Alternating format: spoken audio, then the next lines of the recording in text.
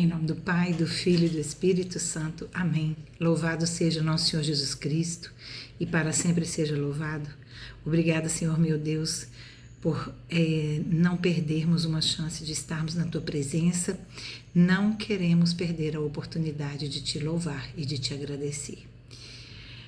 Bom dia, meu irmão, minha irmã. Eu estou dizendo bom dia, mas estou gravando de noite. Para que eu não possa perder a oportunidade de gravar a leitura orante, porque muito cedo é o rosário e já te convido a fazer o rosário na madrugada, que tem sido uma bênção, um avivamento, um levante de corações sedentos pela palavra de Deus. Essa é a reflexão das leituras do dia 12 de março, e as leituras que a igreja nos propõe neste dia são, a primeira leitura está em Jonas 3, de 1 a 10, o Salmo é o 50, entre parênteses 51, e o Evangelho é o de Lucas 11, do 29 ao 32. E hoje Deus nos coloca de modo forte, para variar, no nosso coração, porque Deus não é morno, Ele é avivamento, Ele é avivamento. E Ele nos diz hoje que Jesus é o sinal da sua presença. Jesus é o sinal, Jesus é o sinal. Creia, meu irmão e minha irmã. Muitos que ali estiveram com Jesus não entenderam que Ele era o sinal. E inclusive pediam para Ele um sinal. Ele, o próprio sinal da presença de Deus, Deus que se fez carne, como pode, né? Na primeira leitura, no livro de Jonas, vai nos trazer a passagem de Jonas, que é bem forte, alegórica, bem demonstrativa, né, intensa. E essa leitura, ela nos traz a passagem de Jonas, em que Deus fala para Jonas ir a Nínive e dá a ele uma missão que Deus dá muito para a gente, a missão de ir e dizer: como vocês estão agindo, Deus vai castigar essa cidade em 40 dias. Estamos vivendo um período quaresmal e 40 na Bíblia vai trazer sempre essa ideia de um período de transformação. Então tem os 40 dias no deserto de Jesus, né? Os 40 dias do dilúvio, os 40 dias da possibilidade da destruição de Nínive, 40 dias no deserto com Moisés, né? 40 dias naquela época representava, o 40, né? Representava a passagem de uma geração inteira. Então, o que Deus fala para Jonas? Vá a Nínive levar a minha palavra e dizer que se eles não mudarem, né? A cidade vai ser destruída em 40 dias. E Jonas, por alguma razão, que a julgar por nossas missões, podemos até entender Jonas,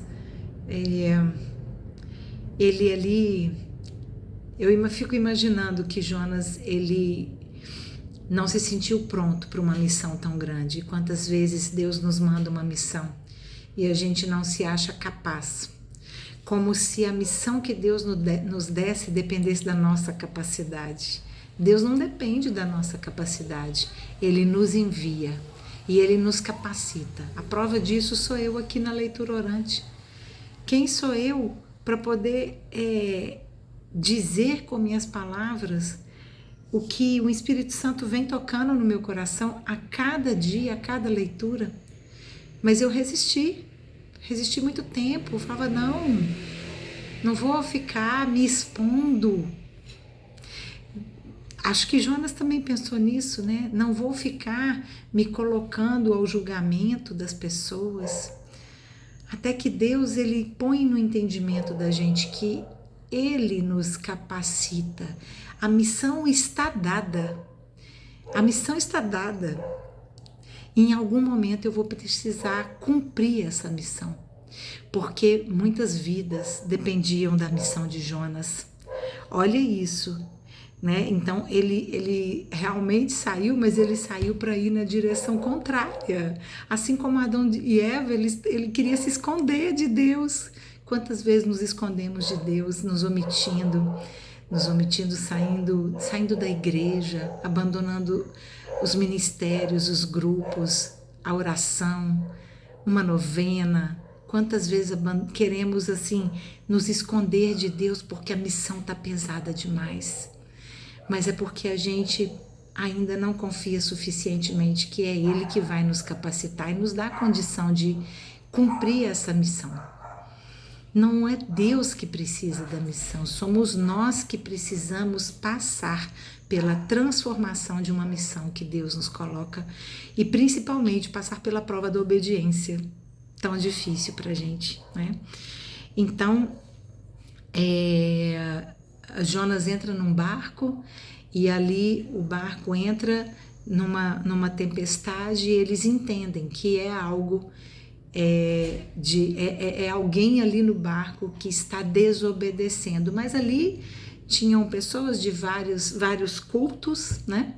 E adorando outros deuses, até que eles entenderam que era Jonas, que estava ali, Deus estava sacudindo aquele mar, né? Para que Jonas se tocasse que ele estava na direção errada. E muitas vezes nós somos sacudidos também, para Deus dizer para a gente, não é por aí, meu irmão, meu filho, não é por aí, meu filho. Até que eles jogam Jonas ao mar. E de forma bem intensa, vem a cena do grande peixe, né, comendo Jonas. E ali Jonas ficou por quantos dias? 3, não é isso? 3 dias. 3 dias. 3 dias Jesus ficou entre a morte e a ressurreição. 3 dias Jonas ficou ali sendo transformado por Deus. E realmente ali houve um arrependimento. E quando ele se arrependeu e se entregou para Deus, o peixe então o vomitou no mar e ele foi na praia e ele foi para Nínive cumprir sua missão. E a missão foi realmente cumprida. O povo ouviu o que Jonas tinha a dizer, até o rei. E é interessante porque ali houve muitas conversões. E ali o interessante, o que estava ligado àquelas conversões?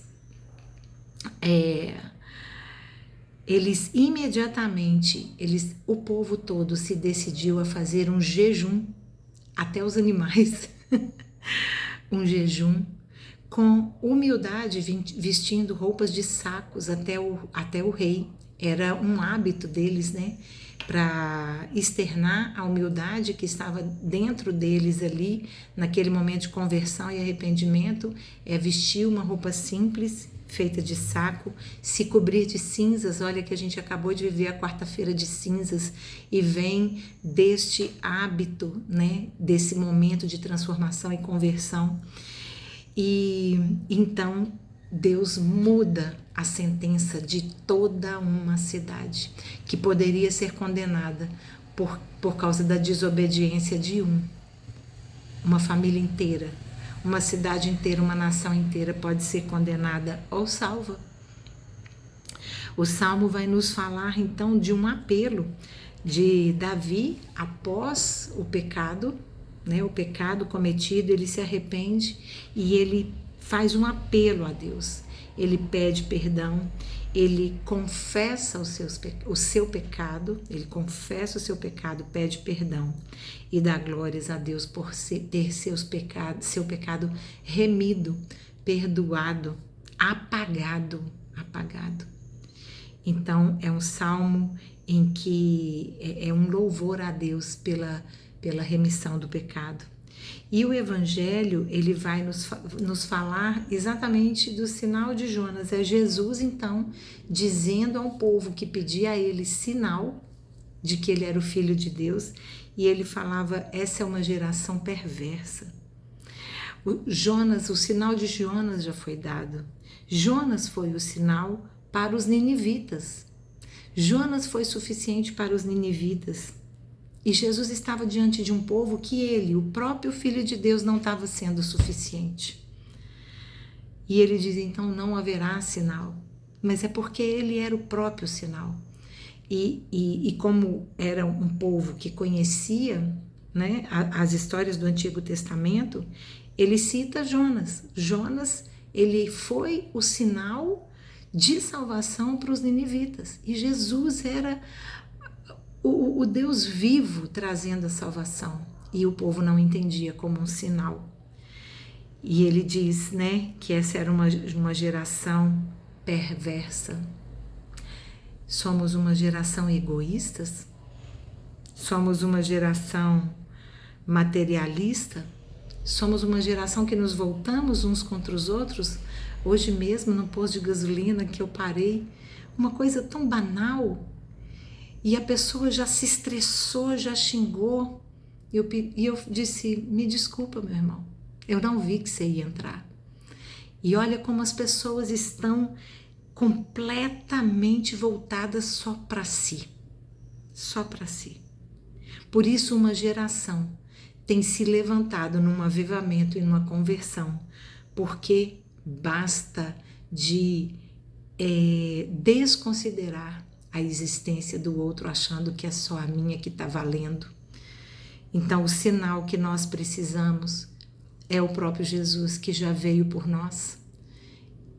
E o sinal que nós precisamos refletir, expressar na nossa vida é um ato de fé, de que nós cremos que Jesus é o sinal e Ele nos basta.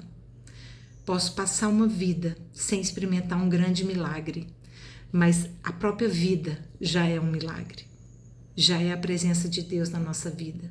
Jesus foi a presença do Deus encarnado entre nós. Glória a Deus por isso, e que Ele basta, e que a gente não seja um povo ingrato, pedindo a Deus uma prova do seu amor. Ele nos ama e pronto, e pronto. Jesus é o sinal suficiente. Glória a Deus, louvado seja o nosso Senhor Jesus Cristo, e para sempre seja louvado, em nome do Pai, do Filho e do Espírito Santo. Amém.